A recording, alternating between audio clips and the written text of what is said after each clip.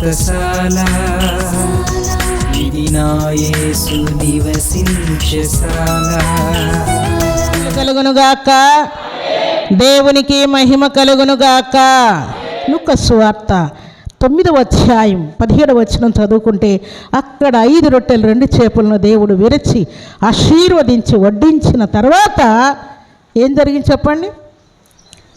12 గంపలు మిగిలినట్లు వ్రాయబడింది. అనగా దేవుడు ఎక్కడ ఉంటే అక్కడ సమృద్ధి. దేవుడు ఏ గృహంలో ఉంటే, ఏ వ్యక్తిలో ఉంటే అక్కడ సమృద్ధిగా సహాయం కలుగుతూ ఉన్నదని దేవుడు జ్ఞాపకం చేస్తూ ఉన్నాడు. దేవుడు మన దగ్గర ఉండుట స్వస్థతకు సాదృశ్యం, సమృద్ధికి సాదృశ్యం, రక్షణకు సాదృశ్యం, కాపుదలకు సాదృశ్యం, జీవానికి సాదృశ్యమని దేవుడు జ్ఞాపకం చేస్తున్నాడు. దేవుని సన్నిధానంలో చేరినటువంటి దేవుని ప్రియబిడ్డల దగ్గర దేవుడు లేకపోతే వారికి మరణం వస్తూ ఉన్నది. అపోస్తుల కార్యములు 5వ అధ్యాయం 1వ వచనంలో అక్కడ 2 భార్య భర్తలు ఉన్నారు, అననీయ సప్పీరా. వారు దేవునికి అర్పణ తీసుకురమ్మని భక్తుడైనటువంటి పేతురు ఆజ్ఞాపిస్తే వారిద్దరు కూడా మాట్లాడుకొని, రాజకీయం మాట్లాడుకొని, దేవునికి ఇంత ఇస్తే మనకెట్లా, మన పరిస్థితి ఏంటి, మనం ఎట్లా బ్రతకాలి, మన అవసరతలు ఏంటి, మన పొలం ఏంటి, మన స్థలం ఏంటి, మన పిల్లలేంటి, ఇవన్నీ ఆలోచన చేసి పేతురు మాటకు అడ్డం పలికి దేవునికి తీసుకురావాల్సినటువంటి అర్పణ తీసుకురాకుండా వారు ఏం తెచ్చుకున్నారు చెప్పండి? మరణాన్ని తెచ్చుకున్నారు.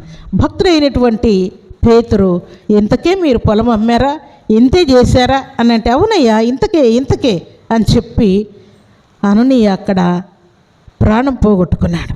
ఆయన భార్య కూడా వెనక నుండి రావడం, నా భర్త ఇంకా రాలేదని దేవుని దగ్గరికి, అనగా భక్తుడైన పేతురు దగ్గరికి రావడం, అక్కడ ఆయన మరలా ఆమెను అడగడం, ఆమె కూడా అబద్ధం చెప్పడం, పరిశుద్ధాత్మను మోసపుచ్చుటకు మీరెందుకు ప్రేరేపించబడుతురి అని పేతురు భక్తుడు గద్దించగానే ఆమె కూడా చనిపోవడం. అయితే పై వచ్చిన మనం చూస్తే అననీయ సప్పీరా పరిశుద్ధాత్మను మోసపుచ్చి మరణానికి గురైతే ఇక్కడ ఉన్నటువంటి భక్తులు చూడండి, అపోస్తల కార్యములు 4వ అధ్యాయం 36, 37 వచనాలు. కుప్రలో పుట్టిన లేవీయుడగు యోసేపు అని ఒకడుండేను, అతనికి అపోస్తలులు హెచ్చరిక పుత్రుడు అని అర్థమిచ్చు బర్నబా అను పేరు పెట్టి ఉండేరి. ఇతడు భూమి గలవాడై ఉండి దానిని అమ్మి దాని వెల తెచ్చి అపోస్తలుల పాదముల యొద్ద పెట్టెను.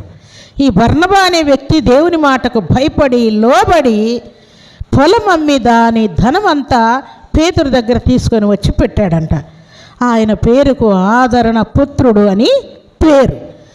ఆయనేమో అన్నీ తెచ్చి పాదముల యొద్ద పెడితే దేవుని మాటకు భయపడి లోబడి, వీరేమో పొలం అమ్మి కొంత ఇంట్లో ఉంచుకొని కొంత తెచ్చి ప్రాణాలు కోల్పోయారు. ప్రభు సన్నిధిలో చేరిన ప్రభు బిడ్డలు ఎవరు దేవునితో ఉంటారో, దేవుడు ఎవరితో ఉంటాడో వారు దేవునికి అర్పణ ఇచ్చినప్పుడు దేవునికి భయపడి అర్పణలు ఇస్తూ ఉంటారు. దేవుడు నాకు ఎంతో మేలు చేశాడు, దేవుడు నన్ను ఎంతో దీవించాడు, దేవుడు నా పిల్లల్ని ఎంతో ఆశీర్వదించాడు, నన్ను, నా పొలాన్ని, నా విద్య, నా బుద్ధి, నా జాబు, నా ప్రమోషను, నా మ్యారేజీ, నా బిడ్డలు, అన్ని విషయంలో నా దేవుడు నన్ను ఎంతగానో ఆశీర్వదించాడు. నా దేవుడు నాకు ఇచ్చిన దానికంటే నా దేవునికి ఇచ్చుట నేను ఎంత ఇస్తున్నాను, నా దేవుడు నాకు ఇచ్చిన దానికంటే నేను దేవునికి ఇచ్చుట చాలా తక్కువని వారు దేవుని యొక్క మాటను నమ్ముతూ ఉన్నారు. అందుకే గ్రంథంలో ఏమని వ్రాయబడింది? సంతోషముగా ఇచ్చేవారిని దేవుడు ఏం చేస్తున్నాడు? ప్రేమిస్తూ ఉన్నాట. ఉత్సాహముగా ఇచ్చువారిని ఆయన ప్రేమిస్తున్నాడని వ్రాయబడింది. ఆయన చిత్తము చొప్పున కుటుంబాల మీద కనికరం చూపిస్తూ ఉన్నాడు. కుటుంబాలు శాంతితో సమాధానముతో ఉండాలని దేవుడు కోరుకుంటూ ఉన్నాడు.